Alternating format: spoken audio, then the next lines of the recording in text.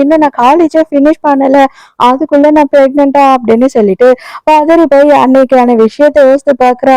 அட கடவுளே! அந்த கிழவன் பண்ண வேலையா இதெல்லாம் அப்படின்னு சொல்லிட்டு. ஹீரோவும் ஹீரோயின தேடிட்டு வந்தா இல்லையா 2 பேரும் ஒருத்தர் ஒருத்தர் முட்டிக்கிறாங்க. அதுக்கப்புறம் தான் 2 பேரும் பார்க்குறாங்க. நீயா? நீயா? அப்படின்னு. ஹீரோ வந்துட்டு கீழ ஏதோ விழுந்துருச்சே அப்படின்னு சொல்லிட்டு அந்த ஸ்கேன எடுக்குறான். என்னது பிரெக்னென்ட்டா? நீயா? இது என்னோட குழந்தையா? அப்படின்னு சொல்லிட்டு அவன் கேட்கிறான். அதெல்லாம் ஒண்ணும் இல்ல. மரியாதையா குடு அப்படின்னு சொல்லிட்டு புடுங்கிட்டு வேக வேகமா அங்கிருந்து ஓடிடுறா. அதுக்கப்புறம் டாக்டர் மரியாதையா சொல்லியா? அது என் குழந்தையா? இப்பயே எனக்கு தெரிஞ்சாகணும். அந்த பொண்ணா பிரெக்னென்ட்டா இருக்கா? அப்படின்னு சொல்லி டாக்டர் கிட்ட கேட்கும்போது, உடனே டாக்டர் இன்னொரு ரிப்போர்ட்ட எடுத்துட்டு வந்து குடுக்குறாரு.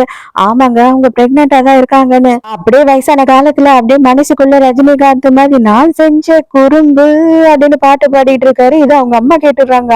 ஐயோ டேய் மகனே, உனக்கா புள்ள பொறுக்க போது 2 குழந்தையா அப்படின்னு ஆர்வம் ஆயிடுறாங்க. நீ என்ன பண்ணுவியோ இது பண்ணுவியோ எனக்கு தெரியாது.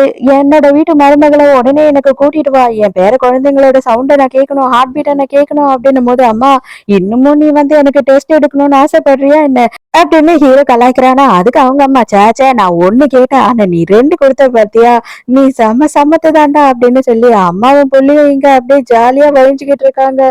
சரி சரி, எனக்கு இப்பவே என் மருமகளை பார்க்கணும் அப்படின்னு சொல்றாங்க. நேரத்துக்கு ஹீரோயின் என்ன பண்றா அப்படின்னு பார்த்தா அவங்க அம்மாக்கு கால் பண்றா. அவங்க அம்மாக்கு கால் பண்ணி இதெல்லாம் சொல்லி அவளுக்கு ரொம்ப ஃபீல் பண்ணி எதுனா ஒரு சப்போர்ட்டிவா அவங்க பேசுவாங்களா அப்படின்னு எதிர்பார்க்கறா. அவங்க என்ன சொல்றாங்கன்னா, இதை பாரு, உன் பிரச்சனையை நீயே பார்த்துக்கோ, என் பிரச்சனையே எனக்கு பெருசா இருக்கு.